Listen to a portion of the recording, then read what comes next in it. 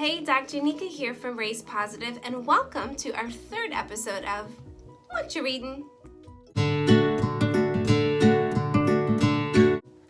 This is the show where we talk about books that inspire, equip, and empower you to talk openly about race and race relations. Today, we are going to be talking about the book Waking Up White, Finding Myself in a Story of Race by Debby Irving.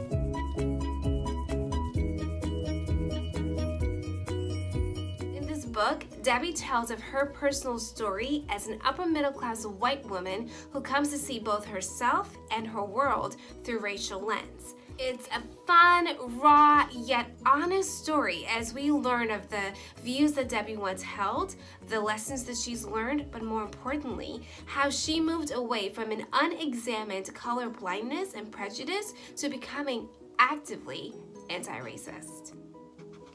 I like this book for a number of reasons, not the least of which is Debby's willingness to call herself out. And she doesn't just call herself out, she calls out her entire family, which is pretty brave if you ask me.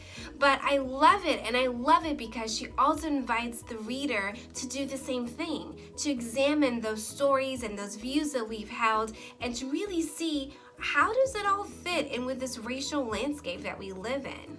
Another thing I love about the book is her clear statement of intent. She's very, very clear that she's not here to whitewash or speak on behalf of people of color around issues of race and racism. Instead, she says, you know what? I'm joining the chorus, but I'm aware that there are certain notes I can hit as a white person that will be received non-defensively by other white people. And so I'm going to hit those notes. But I'm going to be clear that the black voices and brown voices are still speaking. And those voices need to be heard. As always, I've got 3 points that I want to leave with you from this book. Point number 1, white is a race. You heard me, and I'll say it again. White is a race. And Debby hits this head on. She talks about growing up in really a raceless sort of identity and moving through this world without awareness of her racial identity, without understanding of the privileges, the powers, and even the prejudices that are attached to her white skin. And seeing how she comes into that awareness and what she does with it is quite moving and very inspiring. Point number 2. White privilege is real. You may have heard people argue about it. I've certainly had people come on my social media pages to tell me that it's a hoax. White privilege is real. And I love that Debby tackles that head on. And let me just pause for a second. When I talk about white privilege, I think it's really important to know that privilege in this term does not imply that white people have struggle-free lives, right? It does not imply that they don't know hardship or have never seen pain or didn't have to work hard for the things that they have.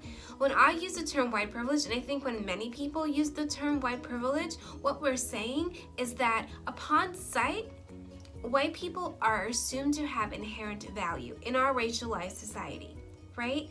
While a person of color is often expected to prove their worth in our racialized society. That inherent value is not assumed. And it is in that inequity of assumption and is in that inequity of value that we see white privilege taking its root and really showing its head. Debby gives a raw examination of her family's wealth and the role their race played in helping to secure that wealth and their upward mobility in society. And when she talks about white privilege, she does it in a way where she doesn't just focus on the things that are given as a result of whiteness, but also what is spared, what is withheld. Right? For example, not having to bear the weight of representing your entire racial group, or having to bear the burden of unjust laws or practices that keep you in your place or keep you oppressed. All those sorts of things are spared as a result of white privilege. And she talks about how that experience plays into the success that we see financially and in so many other ways achieved by her family. And I really appreciate her for that, because it takes a lot of of guts to be able to admit that, yeah, we did work hard. Yeah, we did sacrifice a lot. But yeah, our white skin also played a role in helping us to get here. And that's just factual. And I applaud her bravery in being able to admit that.